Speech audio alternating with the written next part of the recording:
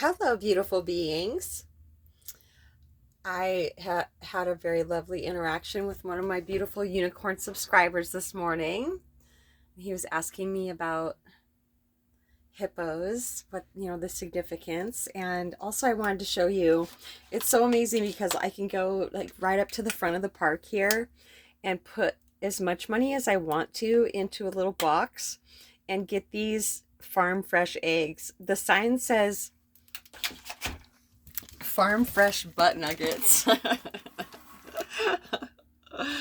Okay, I hope this is right. I'm recording on the back of my phone now, because so then I can show you things. Ancients, what are we talking about? I was just about ready to eat. Oh, right. Okay, so I woke up at 5 something in the morning and I got up to get a drink and I was off kilter. And I was just like, oh no, I don't know if you know this or not, but I had vertigo for 3 months once in my life. And so I have a fear about being dizzy at all. And this isn't vertigo, though. It's definitely different. But any type of weird head stuff can be very anxiety producing. But the second it happened, I just put a fuzzy blanket on the floor and I just sat there and got really present and started doing some stretches and I just got calm. And then I went back to bed and then I woke up and I was still feeling that way. So I messaged my client and told her what was going on and that I was going to stay home and ice my neck and go to the chiropractor. And so I said, "Can I clean for you next Thursday?" Or next I said I have next Thursday open, and she said her dad was coming on Thursday for a week, and so let's just put the cleaning off for a bit. And I was just like, oh no. So I rearranged my schedule and I opened next Wednesday up and I messaged her and asked her if I could do it then, and she was so excited about it. It just worked out perfectly. The divine is my secretary, and the first time I ever heard that was from Muji. And it makes perfect sense to me because I thought I knew what I was going to do today, at least part of it. But no, the divine had other plans for me because not going to that job made it work out perfect. So I will clean her house for her the day before her dad arrives. And also, I went to a store and got to hold satsang with two people that I wouldn't have been doing because I would have been cleaning. And one of those people got my number and we were going to start holding satsang together. And she is so ready. It's just so beautiful because I used to have this when people would draw close and they would start holding satsang with me. I would notice that they would just disappear. And before I had shed enough useless personal identity, I would take that very personally. And like, why they just got here and we were having such a great time. It was wonderful. Well, I was having a great time because I was getting to hold satsang and help this person. But see, the thing about satsang is it can feel really amazing right in the beginning, but but what it's intended to do is, and what it does is it starts shaking loose whatever we've been cramming down. It starts shining a light on things that we haven't been aware of, but the things that need to be addressed and healed to enable us to become unstuck in our lives and to unbury us from the rubble of thinking, of conditioning. Of course, a certain amount of conditioning is necessary to even survive this experience. It feels difficult to uncondition and recondition. I feel like one reason it feels so difficult at times is because we are very aware of the process. It's kind of like, going through labor without any painkillers, like I did all 3 times. Ancients, why did I do that? I would ask, why did I do that? And the answer was always the same: so you will know how strong you are. And so when people come into my life and they're really excited about holding satsang, but then they leave very shortly after, and sometimes leave with not a good feeling toward me. They don't understand why they feel so chaotic, why their mind isn't quiet. Because that was the goal. Like, please help me have a quiet mind. I really want to learn how to hear my guides, trust my intuition, listen to, actually hear my intuition and trust it. But it's growing pains. It's a part of satsang. It's a part of life. There's either suffering or there's growing pains. And either way, there's pain in life. And so I definitely think it's better, a much better choice to have the pain be productive and actually leading somewhere. Not that the other pain, the suffering, the just going in cycles, just going around and around and around, that is productive in a way also, in the biggest of pictures. So it's basically dying before we die, they're saying. And it's the one that we're not that's going down, not us. We can never die. There's actually no such thing as dying. It's life and transition, life and transition. And it was life before we came here, and we transitioned here. And when we transition off of the planet, we will be going back to real life. This is school, and that was a huge part of what this beautiful being and I were talking about today, is that life is school, and we are all in school together, and we all need guidance. And that's what the ancients and I are here for, is to help beautiful beings back home to themselves, they're saying. So I lean forward like this, and I usually, I watch my videos at least once to make sure they didn't glitch or, whatever, for whatever reason. I always watch them once, and I've noticed that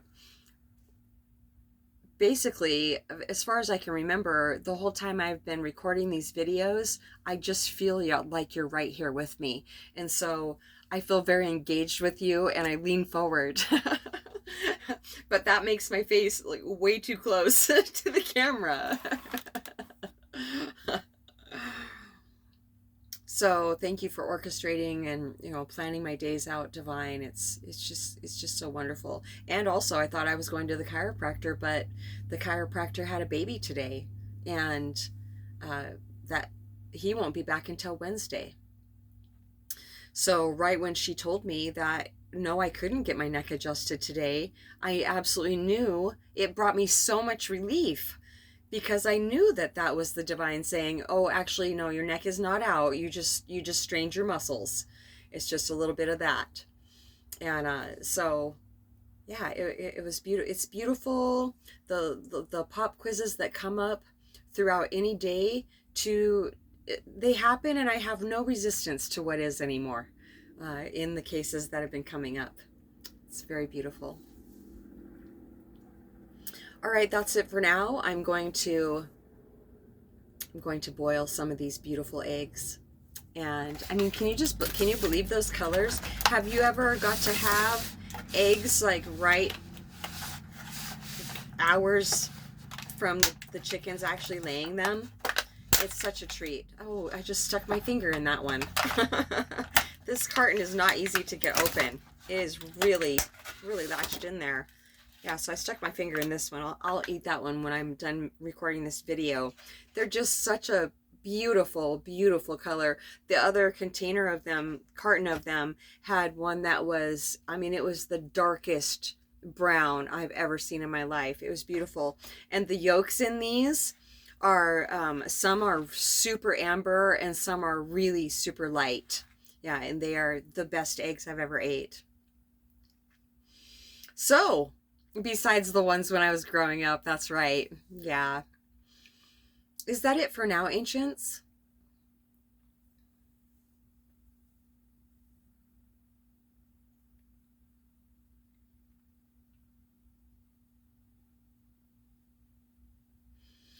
If you would like to learn how to hear and trust your intuition and your guides, We would love to see if we could help you with that. I know right away now from years of practice if satsang is going to be possible with myself and the individual that is reaching out to me. So I don't waste anybody's time, and our time doesn't get wasted either. Isn't that nice? And they want me to expound a little bit. How do I know if we are a compatible match for satsang? I can feel you. So I can feel where you're coming from. Whether it's just purely mental curiosity, or if you're coming from a place of basically desperation. You're so tired of getting caught up in the frickin' riptides of the mind. I can feel that. And also the questions that people ask us.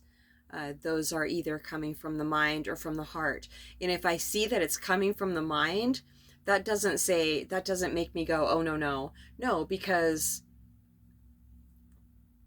even if it seems like it's coming from the mind, the soul is always guiding whoever is reaching out to me. The soul is guiding you here to us for help, and the mind might be definitely desperately trying to override that.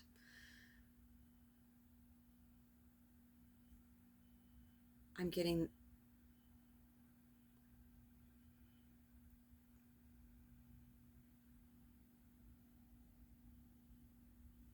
was getting a very interesting sensation in my heart. All good, but I haven't quite experienced that before. It was like all of a sudden I could feel the rushing of the blood being pumped in and out of it. Not like a heart palpitation. So that was also one thing that we told this beautiful being that is going to call us. We told her that this is going to be an awesome beginning to your practice, is to, when you think about messaging me or calling me, how active your mind is going to get around that. All the reasons your mind is going to tell you why you shouldn't message me. And she's just like, oh, okay. And I said, she said, how do you know that? Like, why do you know that? And well, I said, because you will be overriding your mind. Your mind will be, I don't know why I'm well, I always like to really just maintain everybody's privacy also. I don't know, my mind is in there a little bit. I don't want to disrespect anybody by talking about what we spoke about if it's not necessary. But they're saying this is legitimate. This is okay. You're not impinging on her privacy at all. So the mind doesn't want to die. Even though the mind does not have a life of its own, because the only life that thoughts ever have is the attention we give to them. However, there's the ultimate paradox, isn't it? Because after millions of years of overuse, the mind has become a type of entity.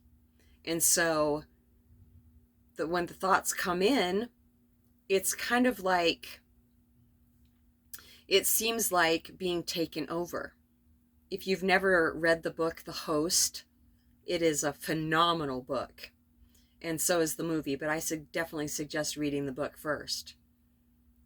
So when thoughts come in, it's like they infiltrate us. They just slip right in there because it just feels like this is what I'm thinking and this is what I'm feeling. Because, of course, thoughts come with feelings, especially if we turn our attention to them and breathe life into them. Then, of course, the emotion really, really kicks up with it. But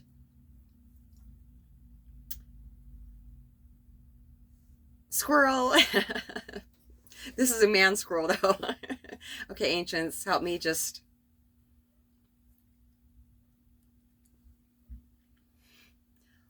I've just noticed this man coming closer and closer into my experience recently, and he's not welcome. Nothing dangerous, just, the last.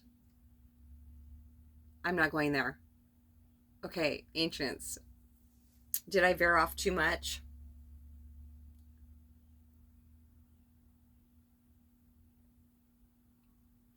Yes, the thoughts. Yes, okay, entity. It's an entity now. However, no matter how strong it seems like it is, it's it's false strength. It's not true strength.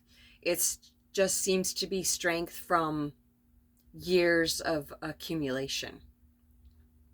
So we, us as beautiful beings in our natural state, we are much, much stronger than the mind ever will be.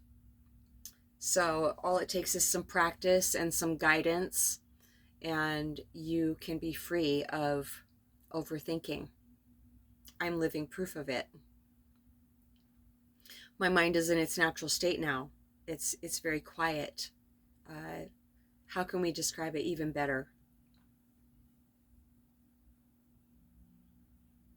It's expansive. There's an expansiveness. There's space in here. And also recently, within the last week, I realized that,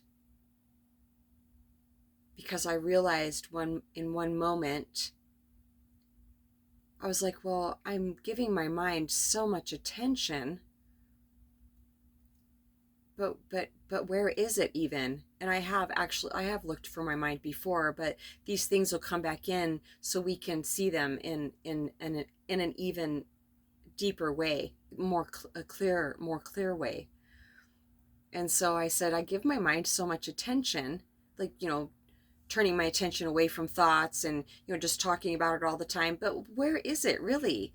And I've never done this to this extent, and I just closed my eyes and just really looked for my mind, and I realized that it's presence. Our mind is presence.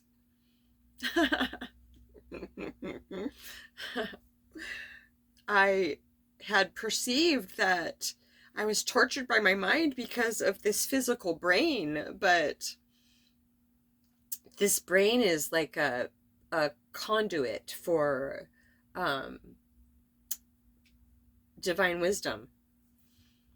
It's necessary to communicate with home. So that's really good news. I gotta get touched. I gotta get a joy flood at least once in a video.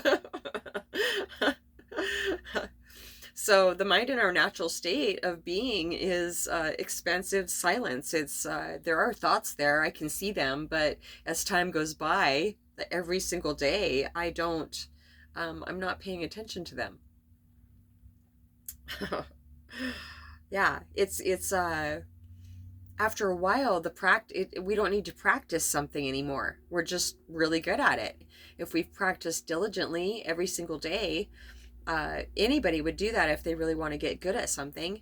And so now I'm just really good at seeing any thoughts that have the potential to give my attention to, that would make me feel unconscious.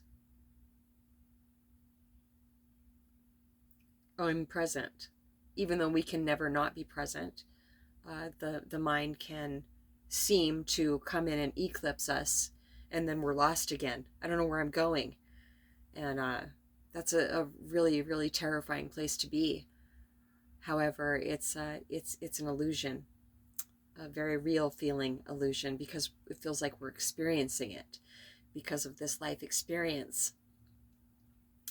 There are more and more and more healers on the planet. They're just so beautiful. Some are incredibly young. I have some of the most breathtakingly real conversations with 18-year-olds, because they know more than most everybody on the planet, because they've come here to help humanity. So, and they know that age is just it's not really real. It doesn't have anything to do with who we really are, our mission on planet Earth. So that's it for now. I'm gonna go make my beautiful eggs and go take care of myself. satsangwithmamaji@gmail.com. We love you so much.